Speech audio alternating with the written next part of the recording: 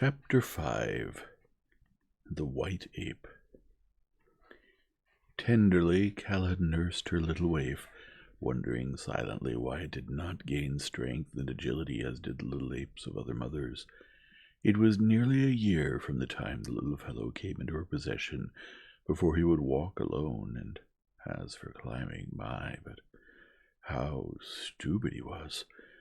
Calla sometimes talked with the older females about her young hopeful, but none of them could understand how a child could be so slow and backward in learning to care for itself. Why, it could not even find food alone, and more than 12 moons had passed since Calla had come upon it. Had they known that the child had seen 13 moons before it had come into Calla's possession, they would have considered its case as absolutely hopeless. For the little apes of their own tribe were as far advanced in 2 or 3 moons as was this little stranger after 25. Tublat, Calla's husband, was sorely vexed, and but for the female's careful watching would have put the child out of the way. "He will never be a great ape," he argued. "Always will you have to carry him and protect him. What good will he be to the tribe? None, only a burden. Let us leave him quietly sleeping among the tall grass, that you may bear other and stronger apes to guard us in our old age." "Never, Broken Nose," replied Calla. "If I must carry him forever, so be it." And then Tublat went to Kerchak to urge him to use his authority with Calla and force her to give up little Tarzan, which was the name they had given to the tiny Lord Greystoke, and which meant white skin. But when Kerchak spoke to her about it, Calla threatened to run away from the tribe if they did not leave her in peace with the child. And as this is one of the inalienable rights of the jungle folk, if they be dissatisfied among their own people, they bothered her no more, for Calla was a fine, clean-limbed young female, and they did not wish to lose her.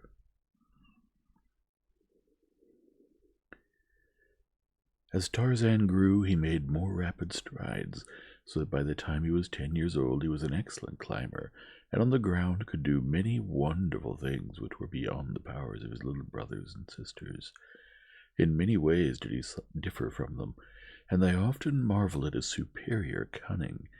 But in strength and size he was deficient, for at 10 the great anthropoids were fully grown, some of them towering over 6 feet in height, while little Tarzan was still but a half-grown boy.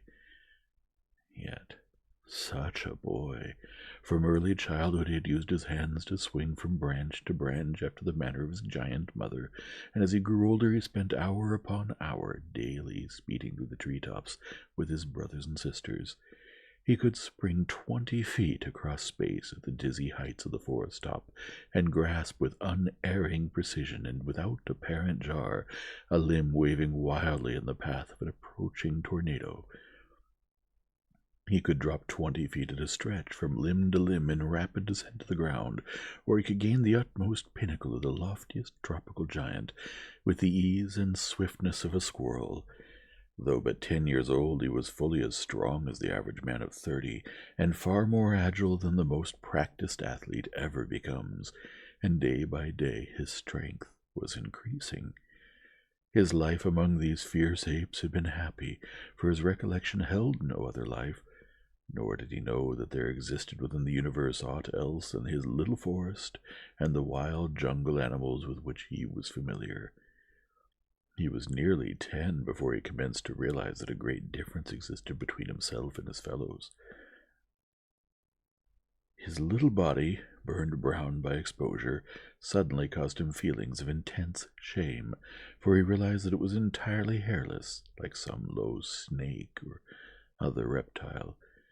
He attempted to obviate this by plastering himself from head to foot with mud, but this dried and fell off.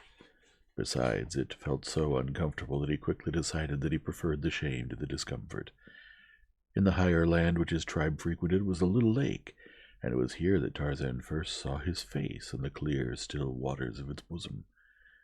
It was on a sultry day of the dry season that he and one of his cousins had gone down to the bank to drink. As they leaned over, both little faces were mirrored on the placid pool, the fierce and terrible features of the ape, beside those of the aristocratic scion of an old English house. Tarzan was appalled. It had been bad enough to be hairless, but to own such a countenance.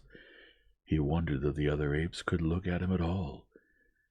That tiny slit of a mouth and those puny white teeth, how they looked beside the mighty lips and powerful fangs of his more fortunate brothers, and the little pinched nose of his. So thin was it that it looked half-starved. He turned red as he compared it with the beautiful broad nostrils of his companion. Such a generous nose! Why, it spread half across his face. It certainly must be fine to be so handsome, thought poor little Tarzan. But when he saw his own eyes, that was the final blow. A brown spot, a gray circle, and then blank whiteness. Frightful. Not even the snakes had such hideous eyes as he. So intent was he upon this personal appraisement of his features that he did not hear the parting of the tall grass behind him as a great body pushed itself stealthily through the jungle. Nor did his companion, the ape, hear either, for he was drinking, and the noise of his sucking lips and gurgles of satisfaction drowned the quiet approach of the intruder. Not 30 paces behind the two she crouched, Sabor, the huge lioness, lashing her tail. Cautiously she moved a great padded paw forward, noiselessly placing it before she lifted the next. Thus she advanced, her belly low, almost touching the surface of the ground, a great cat preparing to spring upon its prey. Now she was within 10 feet of the two unsuspecting little playfellows. Carefully she drew her hind feet well up beneath her body, the great muscles rolling under the beautiful skin. So low she was crouching now that she seemed flat to the earth, except for the upward bend of the glossy back as it gathered for the spring. No longer the tail lashed. Quiet and straight behind her it lay. An instant she paused thus, as though turned to stone, and then, with an awful scream, she sprang. Sabor the lioness was a wise hunter. To one less wise, the wild alarm of her fierce cry as she sprang would have seemed a foolish thing, for could she not more surely have fallen upon her victims had she but quietly leaped without that loud shriek? But Sabor knew well the wondrous quickness of the jungle folk, and their almost unbelievable powers of hearing. To them the sudden scraping of one blade of grass across another was an effectual warning as her loudest cry. Sabor knew that she could not make that mighty leap without a little noise. Her wild scream was not a warning. It was voiced to freeze her poor victims in a paralysis of terror for the tiny fraction of an instant, which would suffice for her mighty claws to sink into their soft flesh and hold them beyond hope of escape. So far as the ape was concerned, Sabor reasoned correctly. The little fellow crouched trembling just an instant, but that instant was quite long enough to prove his undoing. Not so, however, with Tarzan, the man-child. His life amidst the dangers of the jungle had taught him to meet emergencies with self-confidence, and his higher intelligence resulted in a quickness of mental action far beyond the powers of the apes. So the scream of Sabor the lioness galvanized the brain and muscles of little Tarzan into instant action. Before him lay the deep waters of the little lake, behind him certain death, a cruel death beneath tearing claws and rending fangs. Tarzan had always hated water except as a medium for quenching his thirst.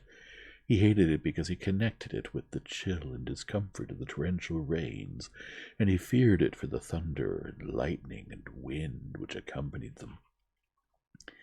The deep waters of the lake he had been taught by his wild mother to avoid, and further, had he not seen little Nita sink beneath its quiet surface only a few short weeks before, never to return to the tribe. But of the two evils his quick mind chose the lesser ere the first note of Sabor's scream had scarce broken the quiet of the jungle, and before the great beast had covered half her leap, Tarzan felt the chill waters close above his head. He could not swim, the water was very deep, but still he lost no particle of that self-confidence and resourcefulness which were the badges of his superior being. Rapidly he moved his hands and feet in an attempt to scramble upward, and possibly, more by chance than design, he fell into a stroke that the dog uses when swimming, so that within a few seconds his nose was above water, and he found that he could keep it there by continuing his strokes, and also make progress through the water. He was much surprised and pleased with this new acquirement, which had been so suddenly thrust upon him, but he had no time for thinking much upon it. He was now swimming parallel to the bank, and there he saw the cruel beast that would have seized him crouching upon the still form of his little playmate. The lioness was intently watching Tarzan, evidently expecting him to return to shore, but this the boy had no intention of doing.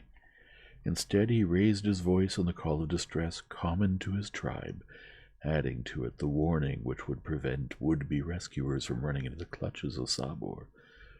Almost immediately there came an answer from the distance, and presently 40 or 50 great apes swung rapidly and majestically through the trees toward the scene of tragedy. In the lead was Kala, for she had recognized the tones of her best beloved, and with her was the mother of the little ape who lay dead beneath cruel Sabor.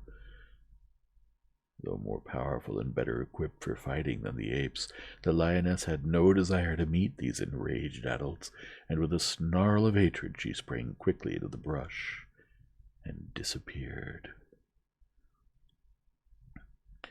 Tarzan now swam to the shore and clambered quickly upon dry land. The feeling of freshness and exhilaration which the cool waters had imparted to him filled his little being with grateful surprise, and ever after he lost no opportunity to take a daily plunge in lake or stream or ocean when it was possible to do so. For a long time Kala could not accustom herself to the sight, for though her people could swim when forced to it, they did not like to enter water and never did so voluntarily.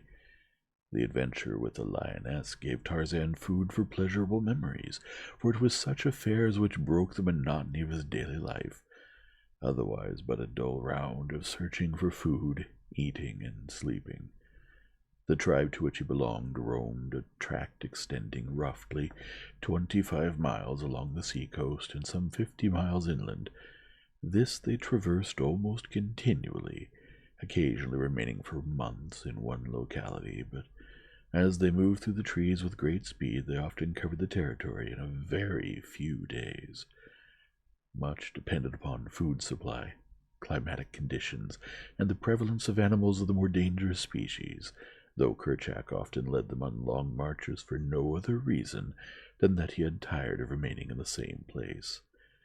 At night they slept where darkness overtook them, lying upon the ground, and sometimes covering their heads, and more seldom their bodies, with the great leaves of the elephant's ear. 2 or 3 might lie cuddled in each other's arms for additional warmth if the night were chill, and thus Tarzan had slept in Kala's arms nightly for all these years. That the huge, fierce brute loved this child of another race is beyond question, and he too gave to the great hairy beast all the affection that would have belonged to his fair young mother had she lived. When he was disobedient, she cuffed him, it is true, but she was never cruel to him, and was more often caressing him than chastising him. Tublat, her mate, always hated Tarzan, and on several occasions had come near ending his youthful career. Tarzan, on his part, never lost an opportunity to show that he fully reciprocated his foster-father's sentiments, and whenever he could safely annoy him or make faces at him, or hurl insults upon him from the safety of his mother's arms or the slender branches of the higher trees, he did so. His superior intelligence and cunning permitted him to invent 1,000 diabolical tricks to add to the burdens of Tublat's life. Early in his boyhood, he had learned to form ropes by twisting and tying long grasses together, and with these he was forever tripping Tublat, attempting to hang him from some overhanging branch. By constant playing and experimenting with these, he learned to tie rude knots and make sliding nooses, and with these he and the younger apes amused themselves. What Tarzan did they tried to do also, but he alone originated and became proficient. One day while playing thus, Tarzan had thrown his rope at one of his fleeing companions, retaining the other end in his grasp.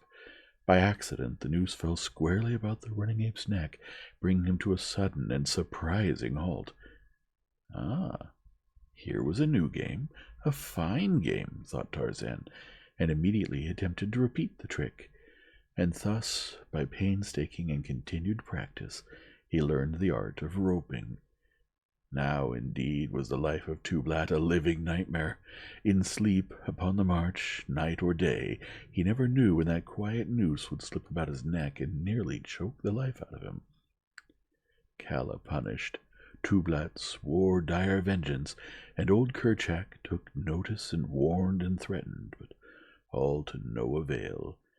Tarzan defied them all, and the thin, strong noose continued to settle about Tublat's neck whenever he least expected it. The other apes derived unlimited amusement from Tublat's discomfiture, for Broken Nose was a disagreeable old fellow whom no one liked anyway. In Tarzan's clever little mind many thoughts revolved, and back of these was his divine power of reason. If he could catch his fellow apes with his long arm of many grasses, why not Sabor, the lioness? It was the germ of a thought which, however, was destined to mull around in his conscious and subconscious mind until it resulted in magnificent achievement. But that came in later years.